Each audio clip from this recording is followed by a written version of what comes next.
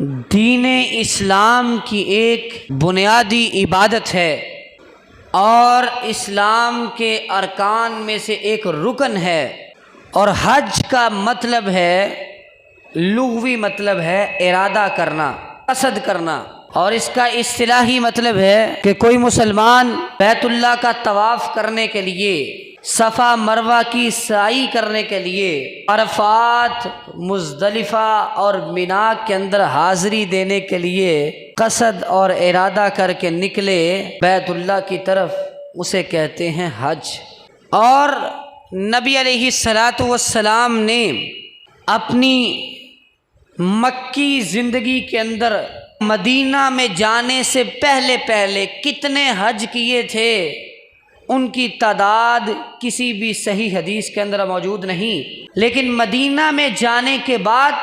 آپ نے صرف ایک حج کیا جسے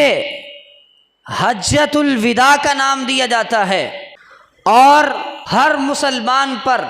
جو صاحب استطاعت ہے، جس کو اللہ رب العزت نے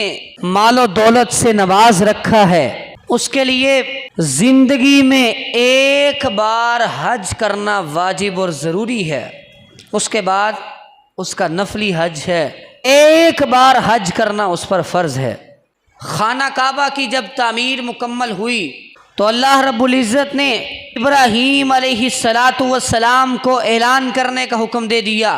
وَأَذِّن فِي النَّاسِ بِالْحَجِّ يَأْتُوكَ رِجَالًا وَعَلَى كُلِّ ضَامِرٍ يَأْتِينَ مِنْ كُلِّ فَجٍّ عَمِيقٍ۔ ابراہیم علیہ السلام کو حکم ہوا آپ اعلان کر دیں، حج کا اعلان کر دیں۔ اب جب یہ حکم ہوا، ابراہیم علیہ السلام نے سوچا تو ہوگا کہ خانہ کعبہ ابھی آباد نہیں ہوا، لوگ کہاں سے آئیں گے، کون آئے گا، اعلان کرنے کا حکم تھا، اعلان بھی کر دیا، اور اللہ رب العزت نے ساتھ یہ بھی کہہ دیا کہ اعلان کر دو آپ کے پاس حج کرنے کے لیے لوگ پیدل بھی آئیں گے، لوگ سواریوں پر بھی آئیں گے، دبلے پتلے اونٹوں پر بھی آئیں گے، اور لوگ آپ کے پاس چل کے آئیں گے، اللہ کے گھر کے اندر حج کرنے کے لیے لوگ آئیں گے۔ اور یہ ابراہیم علیہ السلام کا اعلان تھا کہ آج بھی خانہ کعبہ کے اندر حج کرنے کے لیے لاکھوں کی تعداد میں لوگ جاتے ہیں اور اللہ رب العزت کے گھر کا طواف کرتے ہیں۔ اور وہ لوگ جو حج تو کرنا چاہتے ہیں، ان کے پاس اسباب نہیں ہیں، مال و دولت کی فراوانی نہیں ہے، غریب ہیں، حج کرنے کو دل بھی چاہتا ہے، اور وہ حج کرنے کے لیے تڑپتے ہیں، ان کا ارادہ بھی ہے، وہ حج کرنا چاہتے ہیں۔ تو یاد رکھیں، اگر آپ حج کرنا چاہتے ہیں تو سب سے پہلا کام یہ ہے کہ اللہ رب العزت کی بارگاہ میں بار بار کثرت کے ساتھ دعائیں کرتے رہے۔ یعنی ایسا بندہ جس کے پاس اسباب نہیں، وسائل نہیں، پیسہ نہیں، وہ حج کرنا چاہتا ہے، غریب ہے، لیکن وہ یاد رکھے کہ اللہ رب العزت کے خزانے وسیع ہیں، وہ نوازتا ہے، وہ دیتا ہے۔ اگر آپ کے پاس کچھ بھی نہیں، آپ پھر بھی اللہ سے دعا کریں۔ اگر غریب کے پاس پیسہ نہیں تو دعا تو ہے نا، وہ اللہ سے دعا مانگے، اللہ رب العزت اس کو دعاؤں کا صلہ عطا کریں گے۔ اور حج کرنے والوں نے بڑے بڑے حج کیے، رجال کی کتابوں میں یہ موجود ہے کہ ایوب سختیانی رحمہ اللہ نے 40 حج کیے، کسی محدث نے 45 حج کیے، اور ایک ایسا محدث جس کے بارے میں آپ کو بتانا چاہتا ہوں، جن کا نام ہے ابن عیینہ، انہوں نے اپنی زندگی کے اندر 80 مرتبہ بیت اللہ کا حج کیا، اور اسباب اور وسائل اور وسیلہ اور ذریعہ اور سبب کیا تھا، وہ ہر بار اللہ سے دعا کرتے تھے، اللہ رب العزت ان کو دوبارہ پھر بلا لیتے تھے۔ اپنی زندگی میں 80 مرتبہ حج کیا، 107 ہجری میں پیدا ہوئے اور 198 ہجری میں وفات پائی۔ 91 سال عمر تھی۔ 11 سال کی عمر میں پہلا حج کیا اور اس کے بعد اپنی زندگی کے آخری سال تک ہر سال حج کرتے رہے۔ اور وہ کہا کرتے تھے جب بھی میں حج کرنے کے لیے جاتا تھا میدان عرفات میں کھڑے ہو کر اللہ سے دعا کرتا تھا، اے اللہ یہ آخری مرتبہ حج نہ ہو، اگلے سال پھر مجھے بلانا۔ میدان عرفات میں ہی یہ دعا کر کے آتے تھے، اے اللہ میرا یہ حج آخری حج نہ ہو، اے اللہ میں پھر دوبارہ تیرے گھر میں آنا چاہتا ہوں، اللہم لا تجعلہ آخر العہد منک، اے اللہ میرا یہ حج آخری حج نہ ہو۔ اس جملے کے ساتھ بار بار دعا کی اور یہ دعا کرنے کی وجہ سے پوری زندگی 11 سال کی عمر میں پہلا حج کیا اور 91 سال کی عمر تک حج کرتے رہے، ہر سال حج کیا، اور اپنی وفات سے قبل اپنے شاگرد کو کہتے ہیں کہ جب اس سال میں حج کرنے کے لیے گیا تو میں حج کرنے کے بعد جب حج کے دوران میدان عرفات میں کھڑا تھا میں اللہ رب العزت سے پھر یہ دعا کرنے لگا، اللہم لا تجعلہ آخر العہد منک، یہ دعا کرنے لگا تو مجھے شرم آ گئی کہ 80 مرتبہ میں نے دعا کی اور 80 مرتبہ اللہ نے مجھے حج پہ بلایا اور اس سال میں دعا کرنے لگا تو دعا کرتے ہوئے مجھے شرم آ گئی۔ اور شاگرد بیان کرتا ہے کہ اسی سال سفیان بن عیینہ رحمہ اللہ کی وفات ہو گئی۔ اس سال وہ حج کے موقع سے پہلے حج کے مہینے سے پہلے وفات پا گئے۔ تو یہ دعائیں تھیں، ان دعاؤں میں طاقت تھی، اسباب نہیں ہیں، وسائل نہیں ہیں، کچھ نہیں ہے، اللہ سے مانگو۔ اس رب کے لیے کیا مشکل، وہ اسباب پیدا کرنے والا ہے، وہ مسبب الاسباب ہے، وہ امیروں کو بھی دینے والا ہے، وہ غریبوں کو بھی دینے والا ہے۔ اس رب کے گھر میں اگر دعائیں کر کے پہنچا جائے تو بڑے بڑے معذوروں کو بھی دیکھا جاتا ہے جو حج کرنے کے لیے بیت اللہ میں پہنچے ہوتے ہیں، بڑے بڑے غریبوں کو بھی دیکھا جاتا ہے جو حج کرنے کے لیے بیت اللہ میں پہنچے ہوتے ہیں، جن کے پاس خود تو کھانے کے لیے کچھ نہیں، خود سر چھپانے کے لیے چھت بھی نہیں، لیکن اللہ سے دعا کرنے کی وجہ سے، مسلسل مانگنے کی وجہ سے اللہ رب العزت ان کو اپنے گھر میں بلا لیتا ہے۔ یہ ان کے دل کا اشتیاق ہوتا ہے، یہ ان کے دل میں بیت اللہ کی محبت ہوتی ہے، یہ ان کے دل میں بیت اللہ کا پیار ہوتا ہے کہ وہ اس قدر یکسوئی کے ساتھ دعائیں کرتے ہیں۔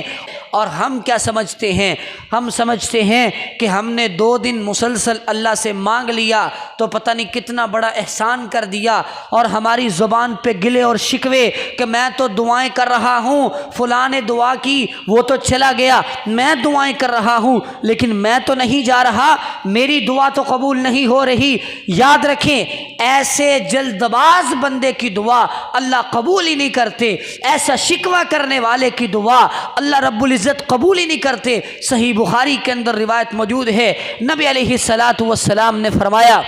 یستجاب لأحدکم ما لم یعجل، ہر ایک بندے کی دعا کو قبول کر لیا جاتا ہے جب تک کہ وہ جلد بازی نہ کرے۔ اگر وہ جلد بازی کرتا ہے، وہ جلد بازی کیا ہے؟ وہ کہتا ہے وقد دعوت ربی، وقد دعوت ربی، میں نے اپنے رب سے دعا کی، فلم یستجب لی، لیکن رب نے میری دعا کو قبول نہیں کیا۔ یعنی ہر ایک بندے کی دعا کو اللہ رب العزت قبول کر لیتے ہیں، لیکن ایسا بندہ جو دعا کرتا ہے اور دعا کرنے کے بعد یہ کہتا ہے کہ میں نے تو بہت دفعہ دعا کر لی ہے لیکن میری سنی نہیں جا رہی، میری دعا قبول نہیں ہو رہی، ایسے بندے کی دعا اللہ رب العزت کبھی بھی قبول نہیں کرتے۔ جو جلد باز ہوتا ہے ساڈی تے رب سندا ہی نہیں، یہ جملہ آپ کی دعاؤں پہ پانی پھیر دیتا ہے۔ یعنی یہ گلہ اور شکوہ کہ میں تو دعائیں کر رہا ہوں یاد رکھیں یہ حدیث کہ اس بندے کی دعا کو تب تک قبول کیا جاتا ہے جب تک وہ جلد بازی نہیں کرتا۔ یہ حدیث ہمیں سکھاتی ہے کہ دعا کرتے ہوئے تھکنا نہیں چاہیے، دعا کرتے ہوئے اکتانا نہیں چاہیے، اس رب سے مانگنا چاہیے۔ وہ رب دینے والا ہے۔ جب وہ خود کہتا ہے میرے بندوں مجھ سے مانگو تو وہ عطا بھی کرنے والا ہے۔ ہم جلد باز ہیں، ہم شکوہ کرنے والے ہیں، ہم شکایتیں کرنے والے ہیں، ہم سے صبر نہیں ہوتا۔ ہم یہ سمجھتے ہیں کہ ہم نے اگر دعا کر دی ہے تو فوراً قبول ہونی چاہیے، حالانکہ وہ رب جانتا ہے کہ آپ کی دعا کو کب قبول کرنا ہے، کیسے قبول کرنا ہے، کب آپ کی دعا کی قبولیت کی گھڑی ہے اور کب آپ کی دعا کو قبول کرنا آپ کے لیے صحیح ہے، وہ اللہ جانتا ہے۔ جس کو پتہ ہے، اس کو پتہ ہے، وہ تب ہی دعا کو قبول کرتا ہے۔ اس لیے دعا کے ذریعے سے اللہ سے مانگیں۔ ماضی قریب کے ولی مولانا یحییٰ عزیز میر محمدی رحمہ اللہ، ان کے پاس دو میاں بیوی آئے، آ کے کہنے لگے کہ مولانا صاحب ہمارا حج کرنے کو دل کرتا ہے لیکن اسباب نہیں ہیں، وسائل نہیں ہیں، ہم حج پر جانا چاہتے ہیں، ہمارا دل کرتا ہے ہم اڑ کے بیت اللہ پہنچ جائیں، ہمیں کوئی وظیفہ بتایا جائے، کوئی طریقہ بتایا جائے کہ ہم حج کرنے کے لیے چلے جائیں۔ تو انہوں نے کہا، یہ ایک مجرب وظیفہ تھا ان کا، انہوں نے کہا کہ ہر نماز کے دوران جب تشہد میں بیٹھو تو تشہد میں درود ابراہیمی کے بعد مسنون دعائیں پڑھنے کے بعد 3 مرتبہ یہ دعا پڑھا کرو، وَأَرِنَا مَنَاسِكَنَا وَتُبْ عَلَيْنَا إِنَّكَ أَنْتَ التَّوَّابُ الرَّحِيمُ۔ یہ دعا 3 مرتبہ یا اس سے زائد مرتبہ جتنی دفعہ بھی پڑھ سکتے ہو ہر نماز میں پڑھا کرو، اللہ آپ کو انشاءاللہ حج پہ بلا لے گا۔ اور وہ میاں بیوی چند ہی مہینوں کے بعد بزرگوں کے پاس آ گئے، مولانا صاحب کے پاس آ گئے اور آ کے کہنے لگے کہ اللہ رب العزت نے ہمیں حج پہ بلا لیا ہے، اللہ رب العزت نے اسباب پیدا کر دیے ہیں، ہم نے یہ عمل کیا، یہ وظیفہ اپنایا، اس دعا کو بار بار پڑھا۔ جب دل میں محبت ہو اور یقین ہو کہ اللہ سے مانگ رہا ہوں جس کے در سے کوئی خالی ہاتھ نہیں لوٹتا، یقین کے ساتھ ہاتھ اٹھا کے اس رب سے مانگا جائے اور پھر ایک بار مانگ کے تھک نہ جائے بلکہ بار بار مانگتا رہے، تب تک مانگتا رہے جب تک دعا قبول نہ ہو جائے، وہ بار بار مانگتا رہے، وہ رب قبول کرتا ہے، وہ رب سنتا ہے، وہ ساری دنیا کی سنتا ہے، وہ آپ کی بھی سنے گا۔ اس لیے اگر کسی کے پاس اسباب اور وسائل نہیں، وہ دعا کرے، اس دعا کے ذریعے سے اللہ رب العزت کی بارگاہ میں اس کے حج کی قبولیت ہو جائے گی، اس کے حج منظور ہو جائے گا، تو وہ ضرور بھی ضرور اللہ کے گھر میں جائے گا اور اللہ کے گھر میں جا کے بیت اللہ کا طواف کرے گا، حج کرے گا، صفا مروہ کی سعی کرے گا۔ اور یہ تو پہلا کام ہے، جو حج پر نہیں جا سکتے، جو غریب ہیں، جن کے پاس پیسے نہیں، وہ دعا کریں۔ اور اس کے بعد دوسرا کام، یعنی ایسا عمل کہ جس کے ذریعے سے آپ یہاں بھی بیٹھے حج اور عمرے کا ثواب حاصل کر سکتے ہیں، حج اور عمرے کا ثواب حاصل کر سکتے ہیں۔ نبی علیہ الصلاۃ والسلام نے فرمایا وہ کون سا عمل ہے جس کی وجہ سے آپ حج اور عمرے کا ثواب حاصل کر سکتے ہیں؟ آپ علیہ الصلاۃ والسلام نے فرمایا من صلی الغداۃ فی جماعۃ ثم قعد یذکر اللہ تعالی حتی تطلع الشمس ثم صلی رکعتین کانت لہ کأجر حجۃ وعمرۃ تامۃ تامۃ تامۃ۔ آپ علیہ الصلاۃ والسلام نے فرمایا کہ جس نے صبح کی نماز، فجر کی نماز با جماعت ادا کی اور باجماعت نماز پڑھنے کے بعد اسی جگہ پر بیٹھا رہا جہاں پہ اس نے نماز پڑھی، اسی جگہ پہ بیٹھ گیا اور اسی جگہ پر بیٹھ کر اللہ کا ذکر کرتا رہتا ہے حتیٰ کہ سورج طلوع ہو جاتا ہے، اور پھر سورج طلوع ہونے کے بعد 2 رکعت نماز ادا کرتا ہے، تو ایسے بندے کو حج اور عمرے کا مکمل ثواب حاصل ہو جاتا ہے، مکمل ثواب مل جاتا ہے۔ یعنی جو حج پہ نہیں جا سکتے، جن کے پاس اتنے پیسے نہیں، وہ حج کرنے کی طاقت نہیں رکھتے اور وہ حج اور عمرے کا ثواب حاصل کرنا چاہتے ہیں، تو وہ یاد رکھیں کہ نماز اشراق کو ادا کرنا شروع کر دیں۔ اور طریقہ یہ ہے کہ فجر کی نماز کو باجماعت ادا کرنا ہے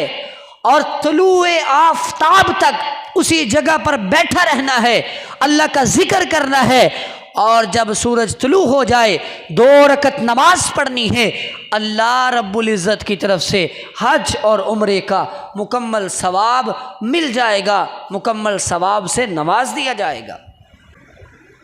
تو یہ عمل اگر آپ کرتے ہیں، اپناتے ہیں، تو آپ کو حج اور عمرے کا ثواب مل جائے گا۔ اور اسی طرح حج کا ثواب اگر ہم حاصل کرنا چاہتے ہیں تو یاد رکھیں پکی اور سچی نیت کر لیں، کیونکہ پکی اور سچی نیت پر بھی ثواب اور اجر ملتا ہے۔ نبی علیہ الصلاۃ والسلام نے فرمایا من ہم بحسنۃ فلم یعملها کاتبها اللہ تبارک و تعالی عنده حسنۃ کاملہ۔ جس بندے نے نیکی کا ارادہ کیا اور وہ نیکی نہ کر سکا، اس کا مطلب یہ نہیں کہ صرف نام کا ارادہ ہو، نام کی نیت ہو۔ نیت اور ارادے کا مطلب یہ تھا کہ وہ نیکی کرنا چاہتا ہے، ارادہ بھی ہے، وہ نیکی کرنے کے لیے تیار بھی ہے، لیکن کوئی رکاوٹ آ گئی، کوئی مسئلہ بن گیا، وہ نیکی نہ کر سکا، تو اللہ رب العزت اس کو ایک نیکی کا ثواب اور اجر عطا کر دیتے ہیں۔ فرض کریں ایک بندہ رات کو تہجد پڑھنا چاہتا ہے، ارادہ ہے، نیت ہے، وہ تہجد پڑھنے کا ارادہ کر کے سوتا ہے، لیکن اللہ کی طرف سے اسے جاگ نہیں آتی، بیدار نہیں ہوتا، آنکھ اس کی نہیں کھلتی، صبح ہو جاتی ہے، نماز فجر کے لیے اٹھتا ہے، تہجد کا ارادہ تھا لیکن نہیں اٹھ سکا، تو اگر نہیں بھی تہجد پڑھی پھر بھی اللہ رب العزت اسے نیکی دے دیں گے، اجر اور ثواب دے دیں گے، عطا کر دیں گے، اجر مل جائے گا، کیونکہ نیکی کی تھی، نیکی کا ارادہ کیا تھا۔ اور اسی طرح اسی لیے تو نبی علیہ الصلوۃ والسلام نے فرمایا کہ ایک بندہ اگر عبادت کرتا ہے بڑے اچھے طریقے سے، نفلی عبادات بھی کرتا ہے، فرض کرے 5 نمازیں تو پڑھتا ہی پڑھتا ہے، لیکن 5 نمازوں کے ساتھ ساتھ سنتیں بھی پڑھتا ہے، نوافل بھی پڑھتا ہے، تہجد بھی پڑھتا ہے، نفلی روزے بھی رکھتا ہے، سوموار اور جمعرات کا روزہ بھی رکھتا ہے، لیکن ہوتا کیا ہے، وہ بندہ بیمار ہو جاتا ہے۔ اس کی روٹین یہ ہے کہ اس نے 5 نمازیں بھی پڑھنی ہیں، سنتیں بھی پڑھنی ہیں، سوار اور جمعرات کا روزہ بھی رکھنا ہے، یہ اس کی روٹین ہے، لیکن وہ بیمار ہو جاتا ہے، بیمار ہونے کی وجہ سے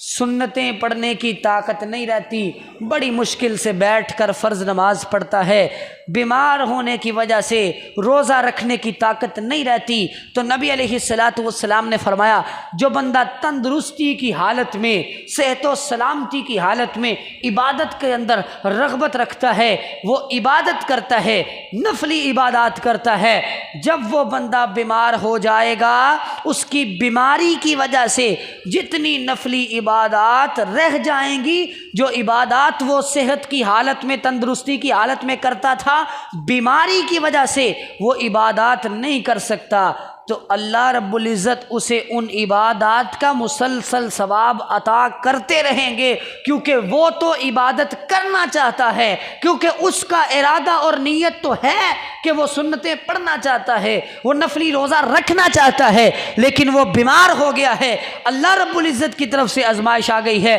تو اللہ رب العزت اس بندے کو ان نیکیوں کا پورا پورا اجر و ثواب دیتے رہتے ہیں۔ اگر کوئی بیمار ہے وہ سنتیں نہیں پڑھتا کیونکہ وہ تندرستی کی حالت میں پڑھتا تھا، بیماری کی حالت میں اگر چھوڑ دیتا ہے تو اللہ رب العزت کی طرف سے اسے اجر اور ثواب پورا پورا ملے گا، کیونکہ اس کا ارادہ ہے، نیت ہے۔ جب ارادہ ہو، نیت ہو تو اجر اور ثواب مل جاتا ہے، اگرچہ آپ نیکی نہ بھی کر سکے۔ یہ ہے دین اسلام، یہ ہے دین اسلام کی رحمت اور شفقت، کہ جس نے کسی کے ساتھ ایک رتی برابر بھی ظلم نہیں کیا، ناانصافی نہیں کی۔ نیکی کرنا تو دور کی بات، نیکی کا ارادہ کرنا بھی ایک کام ہے، ایک ہمت کا کام ہے، یہ بھی ایک جرت کا کام ہے۔ نیکی کا ارادہ بھی وہی کرتے ہیں جو نیکی کرنے کی طاقت رکھتے ہیں، نیکی کا ارادہ بھی وہی کرتے ہیں جن کو نیکی کے ساتھ پیار ہے، جن کو نیکی کے ساتھ محبت ہے، جن کو نیکی کرنے کا شوق ہے، نیکی کا ارادہ بھی وہی کرتے ہیں۔ اس لیے دین اسلام نے کسی کے ساتھ ناانصافی نہیں کی۔ اگر کوئی نیکی کا ارادہ بھی کر لیتا ہے تو اسے بھی مکمل نیکی مل جاتی ہے۔ تو اس لیے ارادہ کرنے کا مطلب یہ ہے کہ آپ حج کے لیے جو جو اسباب آپ کے پاس ہیں آپ ان کو اختیار کرنے کی کوشش کریں۔ اگر آپ پیسے جوڑ سکتے ہیں پیسے جوڑیں، اگر آپ دعائیں کر سکتے ہیں دعائیں کریں، اور جتنی کر سکتے ہیں اتنی کریں۔ آپ اپنے اسباب جو آپ کے ہاتھ میں ہیں ان کو اختیار کریں، کوشش کریں، ارادہ پکا کریں، نیت سچی کریں، اور اللہ سے بار بار مانگیں۔ اگر پھر بھی آپ حج پہ نہیں جا سکتے تو آپ کو اللہ رب العزت حج کا اور عمرے کا مکمل ثواب عطا کر دیں گے۔ نبی علیہ الصلاۃ والسلام نے فرمایا انما الدنیا لاربعۃ نفر، دنیا 4 قسم کے لوگوں کے لیے ہے۔ 4 قسم کے لوگ ہوتے ہیں دنیا میں۔ عبد، پہلا بندہ وہ ہے رزقہ اللہ مالا وعلما، پہلا بندہ وہ ہے جس کو اللہ نے مال بھی دیا ہے، رزق بھی دیا ہے، فہو یتقی فیہ ربا ویصل فیہ رحما ویعلم للہ فیہ حقا، وہ اس مال اور علم کے ساتھ اللہ سے ڈرتا بھی ہے، اس مال کے ساتھ صلہ رحمی بھی کرتا ہے، اس مال میں سے اللہ کے حق کو ادا بھی کرتا ہے۔ آپ نے فرمایا یہ سب سے بہترین درجے پر ہے۔ اور دوسرا بندہ وہ ہے وَعَبْدٍ رَزَقَهُ اللَّهُ عِلْمًا وَلَمْ يَرْزُقْهُ مَالًا، جس کو اللہ نے علم تو دیا ہے لیکن اس کے پاس مال نہیں ہے، اور وہ اللہ سے یہ التجا کرتا ہے لو ان لی مالا لعملت بعمل فلان، وہ اللہ سے یہ دعا کرتا ہے اے اللہ اگر تو نے مجھے مال دیا تو میں فلاں مال والے آدمی کی طرح حج کروں گا، فلاں مال والے آدمی کی طرح عمرہ کرنے کے لیے جاؤں گا، فہو بنیتہ، اس کی یہ نیت ہے، اس کا یہ ارادہ ہے، فہو صادق النیہ، اس کی نیت بھی سچی ہے، سچے دل کے ساتھ اللہ سے التجا کرتا ہے کہ اگر مجھے مال مل گیا میں عمرہ کرنے کے لیے جاؤں گا، میں حج کرنے کے لیے جاؤں گا۔ تو آپ علیہ الصلاۃ والسلام نے فرمایا کہ ان دونوں بندوں کا فاجرہما سواء، ان دونوں کا اجر برابر ہے، ان دونوں کو برابر اجر ملے گا، برابر ثواب ملے گا۔ وہ بندہ جس کے پاس مال ہے اپنے مال کے ساتھ حج کر کے آتا ہے، اور دوسرا وہ بندہ جس کے پاس مال نہیں ہے اور وہ اللہ سے دعا کرتا ہے کہ اگر میرے پاس مال آیا تو میں اپنے اس مال سے حج کر کے آؤں گا، وہ اللہ سے اس بات کی امید رکھتا ہے، اس بات کی دعا کرتا ہے حج کرنے والے کو اور جو یہ دعا کرتا ہے، ان دونوں کو اجر اور ثواب برابر ملتا ہے۔ اس لیے اگر مال نہیں ہے، دولت نہیں ہے، تو یہ ارادہ اور یہ نیت کر لیں کہ اگر اللہ نے مال دیا تو میں حج کر کے آؤں گا، تو اللہ رب العزت آپ کو حج کا ثواب عطا کر دیں گے۔ یاد رکھیں، وہاں جا کے حج کر کے آنا اور بات ہے، ثواب کا حاصل ہونا اور بات ہے۔ اجزاء اور جزا میں فرق ہے۔ اگر آپ ساری زندگی یہاں بیٹھ کر اشراق پڑھتے رہیں، روزانہ فجر کی نماز کے بعد مسجد میں بیٹھ جائیں، سورج کے طلوع ہونے تک بیٹھے رہیں اور طلوع ہونے کے بعد 2 رکعتیں پڑھیں، روزانہ حج اور عمرے کا ثواب یہاں سے لے کے جائیں، ساری زندگی ثواب لیتے رہیں، لیکن یاد رکھیں وہ حج جو آپ پہ فرض ہے وہ حج کبھی بھی کفایت نہیں کرے گا۔ وہ جو فرض ہے وہ تب ادا ہوگا جب آپ وہاں بیت اللہ میں جا کے بنفس نفیس وہاں جا کے حج کو ادا کریں گے، وہ حج تب ادا ہوگا۔ یہاں بیٹھ کے یہ عمل کرنے سے آپ کو اجر تو مل جائے گا، ثواب تو مل جائے گا، جزا مل جائے گی، بدلہ مل جائے گا، لیکن اجزا نہیں ہوگا۔ اجزا کا مطلب ہے حج کفایت نہیں کرے گا، حج ساقط نہیں ہوگا، حج آپ پہ فرض رہے گا۔ وہ حج تب ہی ساقط ہوگا جب آپ بیت اللہ میں جا کے حج کر کے آئیں گے۔ تو جو میں نے عمل بتایا ہے، طریقہ بتایا ہے، اس طریقے کے ذریعے سے آپ حج کا ثواب حاصل کر سکتے ہیں، لیکن حج ساقط نہیں ہوگا۔ پھر بھی آپ نے محنت کرنی ہے، کوشش کرنی ہے، اسباب کو اکٹھا کرنے کی کوشش کرنی ہے، اللہ سے دعائیں کرنی ہے۔ وہاں جا کے جب حج کیا جائے گا تب ہی حج ساقط ہوگا۔ تو یہ بات ہمارے پیش نظر رہنی چاہیے۔ اس کے بعد ہمیں حج اور عمرے کا ثواب حاصل کرنے کے لیے نبی علیہ الصلاۃ والسلام نے فرمایا، من مشى الی صلاۃ مکتوبہ، جو بندہ فرض نماز کے لیے گھر سے نکلتا ہے، وضو کر کے نکلتا ہے، وہ ایسے ہی ہے جیسے حج کرنے جا رہا ہے۔ من مشى الی صلاۃ تطوع، جو بندہ اپنے گھر سے مسجد کی طرف نفلی نماز پڑھنے کے لیے نکلتا ہے، فہی کعمرۃ، وہ ایسے ہی ہے جیسے عمرہ کرنے جا رہا ہے لیکن وضو کر کے نکلنا ہے۔ جو بندہ اپنے گھر سے نکلتا ہے، باوضو ہو کے نکلتا ہے، اجرہ کاجر الحاج المحرم، اسے احرام باندھے ہوئے حاجی کتنا ثواب ملتا ہے، وہ فرض نماز کے لیے اپنے گھر سے وضو کر کے مسجد میں جاتا ہے۔ تو یہ وہ عمل ہے جس کے ذریعے سے ہم حج اور عمرے کا ثواب حاصل کر سکتے ہیں۔ اور اسی طرح آپ نے فرمایا، من جہز غازیا او حاجا او خلفہ، آپ نے فرمایا جس بندے نے کسی حاجی کا سامان تیار کیا یا کسی حاجی کا حج کرنے جب حاجی چلا جاتا ہے اس کے بعد اس کے گھر والوں کا خیال ہی رکھا، تو اس کے لیے بھی حج کا ثواب ہوگا، بغیر اس کے ثواب کو کم کیے اس کو حج کا ثواب مل جائے گا۔ تو یہ وہ عمل ہے جس کے ذریعے سے ہم حج کا ثواب حاصل کر سکتے ہیں۔ اور سب سے بڑی بات، نبی علیہ الصلاۃ والسلام نے جب حجۃ الوداع کیا، آپ حج سے واپس آئے تو آپ نے ایک انصاریہ خاتون جس کا نام ام سنان تھا، اس سے پوچھا کہ تم ہمارے ساتھ حج کرنے کے لیے کیوں نہیں گئی؟ سارے صحابہ آپ کے ساتھ گئے تھے۔ اس نے کہا جی میری مجبوری تھی، میرے پاس سواری نہیں تھی، میں نہیں جا سکی۔ تو آپ علیہ الصلاۃ والسلام نے فرمایا، فَإِذَا جَاءَ رَمَضَانُ فَاعْتَمِرِي فَإِنَّ عُمْرَةً فِيهِ تَعْدِلُ حَجَّةً مَعِي، آپ نے فرمایا ٹھیک ہے جب رمضان آ جائے تو رمضان میں عمرہ کر لینا، کیونکہ رمضان میں کیا ہوا عمرہ میرے ساتھ حج کرنے کے برابر ہے۔ ایک ہے حج کرنا اور ایک ہے نبی علیہ الصلاۃ والسلام کے ساتھ حج کرنا، کتنا بڑا اجر اور ثواب ہے۔ تو اگر کوئی بندہ حج نہیں کر سکتا، اتنے پیسے نہیں عمرہ کر سکتا ہے، تو پھر اسے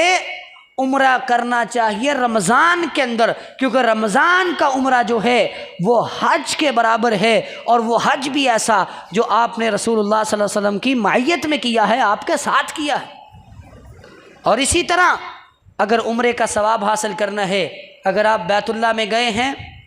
مسجد نبوی میں جاتے ہیں، وہاں جا کے مسجد نبوی کی زیارت کرتے ہیں، تو اس کے ساتھ ہی